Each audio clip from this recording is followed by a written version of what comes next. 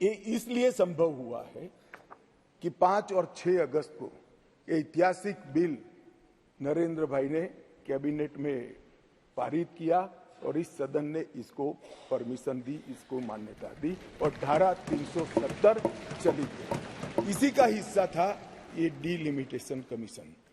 मान्यवर, सुरक्षा का परिदृश्य में इस पर बाद में बात करूंगा।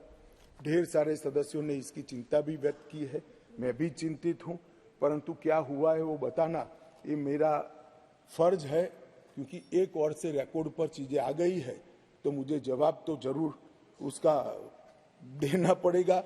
और आज जो धारा 370 हटने के बाद क्या विकास हुआ, आतंकवाद तो अब भी चल रहा है, कश्मीरियत का कितना नुकसान हुआ, ये सारी चीजों के जवाब मैं बहुत डिटेल मान्यवर दूंगा। और ये दोनों जो संशोधन है वो संशोधन आने वाले दिनों में इतिहास इस सदन के इस प्रयास को और सदन के आशीर्वाद को हर कश्मीरी जो प्रताड़ित है वो याद रखेगा, हर कश्मीरी जो पिछड़ा है वो याद रखेगा कि नरेंद्र मोदी सरकार ने 70 साल से दर दर की ठोकरें खाने वाले भटकते हुए अपने ही देश के भाइयों बहनों को न्याय दिलाने के लिए उनको 2 सीटें का रिजर्वेशन दिया और अपना देश छोड़कर पाक ऑक्यूपाई कश्मीर से यहाँ शरणार्थी बने हुए लोगों को रिजर्वेशन दिया। और जो डिप्राइव थे उनको कमजोर लोग ऐसे अपमानित करने वाले शब्द की जगह पिछड़ा वर्ग का संवैधानिक शब्द इनके लिए रखकर आज ये बिल लगभग आया। इन्होंने क्या कहा, कई सदस्यों ने पूछा कि क्या हुआ है इनके लिए, विस्थापितों के लिए क्या हुआ है, रिजर्वेशन देने से क्या होगा। रिजर्वेशन देने से उनकी आवाज कश्मीर की विधानसभा में गूंजेगी और फिर कोई ऐसी स्थिति करना जाएगा तो नहीं रोकेंगे वो, क्योंकि उनकी आवाज वहां। मान्यवर, इसके अलावे 5675 कश्मीरी विस्थापित परिवार आज रोजगार पैकेज का फायदा उठा रहे हैं। ऐसे कर्मचारियों के लिए 6000 फ्लैट बनाने का प्रोजेक्ट था जो नहीं समाप्त हुआ, 14 से शुरू हुआ, मगर अब राष्ट्रपति शासन डालने के बाद लगभग 880 फ्लैट्स बन गए हैं और उनको हैंडओवर करने की प्रक्रिया चालू है। इनकी ऑनलाइन शिकायत लेकर इसके निवारण का पोर्टल भी मान्यवर शुरू कर दिया गया है। और एक बहुत महत्वपूर्ण कानून, जो लोग कहते हैं, मैं कश्मीर के जो सांसद बैठे हैं उनको विशेष रूप से कहना चाहता हूं, क्या हुआ जो कहते हैं इनको बताना चाहता हूं। मान्यवर, जब आतंकवाद चालू हुआ, निशाना बनाकर सबको भगाना शुरू हुआ, घड़ियाली आंसू बहाने वाले तो मैंने बहुत देखे, शब्दों से अच्छे तरीके से सांत्वना देने वाले मैंने बहुत नेता देखे हैं, मगर नरेंद्र मोदी एकमात्र व्यक्ति ऐसा है जिन्होंने इनके आंसू साच अर्थ में पोंछने का काम किया। मान्यवर, उनकी पीड़ा का हम कल्पना नहीं कर सकते, जो करोड़ों रुपए का प्रॉपर्टी वहां छोड़कर जान बचाने के लिए कहीं बेंगलुरु, कहीं अहमदाबाद, कहीं दिल्ली, कहीं जम्मू में जाकर कैंप में रहे हैं, अपने स्तर से बहुत नीचे जीवन जी रहे हैं। इनकी पीड़ा की कल्पना हम नहीं कर सकते बाकी के देश के हिस्से में रहकर, मगर जब वहां से भागे वो, करोड़ों रुपए की संपत्ति किसी ने कब्जा ली। कब्जा लेने के बाद कहा कि अब तुझे कुछ नहीं मिलेगा, मैं जो देता हूं वो ले लो। औने पौने दाम में करोड़ों रुपए की संपत्ति एक प्रकार से छीन ली गई और प्रशासन चुपचाप बैठा, कोई कदम नहीं उठाए। और मान्यवर, हमने इसका रास्ता ढूंढा, नया कानून बनाया और वो रिट्रोस्पेक्टिव इफेक्ट से उनको वापस देने का काम भारतीय जनता पार्टी की नरेंद्र मोदी सरकार। ये पूछते हैं क्या हुआ था वो भी बताया और अब क्या हुआ वो भी बताया। और बहुत बोले हो, धैर्य रखना सुनने का, आज जरा धैर्य रखकर सुनना। और मेरा निवेदन है, जितने बैठे कम ही बैठे हैं, चले न जाए। मान्यवर,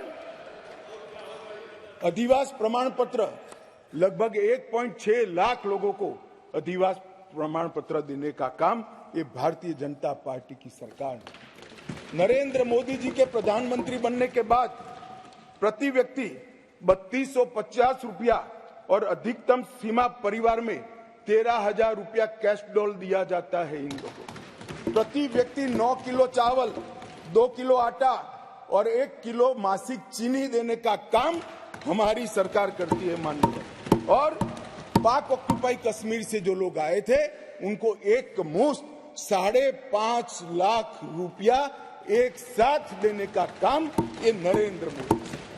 जो लोग कहते थे कि क्या हुआ, आप तो मूल से ही कटे हो साहब, मूल के साथ संपर्क ही नहीं, कैसे मालूम पड़ेगा बदलाव क्या हुआ। इंग्लैंड में वैकेशन कर कर जम्मू कश्मीर के बदलाव का अनुभव नहीं कर सकते हो मान्यवर।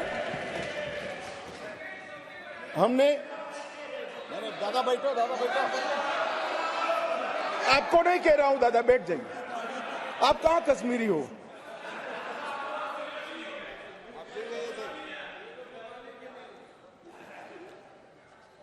मान्यवर, एक बैकवर्ड क्लास कमीशन बनाया गया। बहुत सहभागिता का अप्रोच बैकवर्ड क्लास कमीशन ने लिया। हितधारकों के साथ कई दौर का बैठक के किया। 198 प्रतिनिधिमंडल और 16,000 लोगों को की सुनवाई हुई। 750 दिन ये प्रक्रिया चली।